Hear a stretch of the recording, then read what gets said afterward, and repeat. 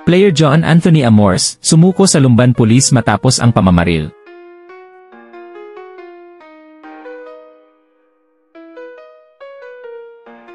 Isang mainit na balita ang umikot sa mundo ng basketball, matapos sumuko ang player na si John Anthony Amores sa Lumban Police bandang 1:15 ng madaling araw nitong Huwebes, Setyembre 26, 2024. Si Amores, na shooting guard ng Northport Batang Pier, ay inakusahan ng pamamaril sa kanyang nakaalitang si Lee Cacalda, isang residente ng barangay Maytalang 1 sa Lumban, Laguna. Ang kasong isinampa laban kay Amores ay attempted murder. Ayon sa ulat, dumayo si Amores kasama ang kanyang kapatid na si John Red Amores sa Lumban para maglaro ng basketball sa Barangay Sala.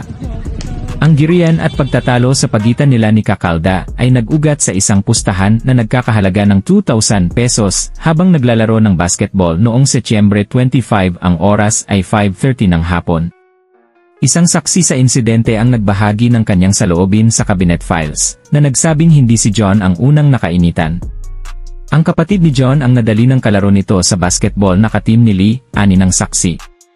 Dagdag pa niya, si Lee, hindi siya ang involved, pero siya ang nagtanggol sa teammate niya. Si John tuloy ang nakatalunan ni Lee. Lumabas din sa kwento ng saksi na naghubad si Lee ng kanyang jersey, at ibinato ito kay John. Nagalit daw si Lee dahil sa harap ng asawa niya, binantaan siya ni John ng may araw ka rin. May mga ulat din na nagpapakita ng video kung saan si Lee ay nakahubad habang si John ay umalis na sakay ng motorsiklo ng kanyang kapatid.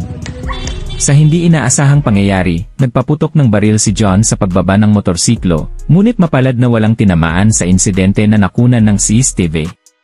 Sa kasalukuyan, nakakulong si Amores sa Lumban Municipal Police Station at di umano'y nagdesisyon siyang voluntaryong sumuko dahil sa mga banta sa kanyang buhay.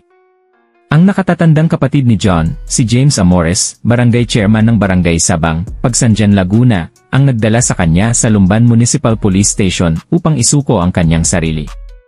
Samantala, determinado ang pamilya ni Cacalda na magsampa ng reklamo laban kay Amores dahil sa kanyang ginawa.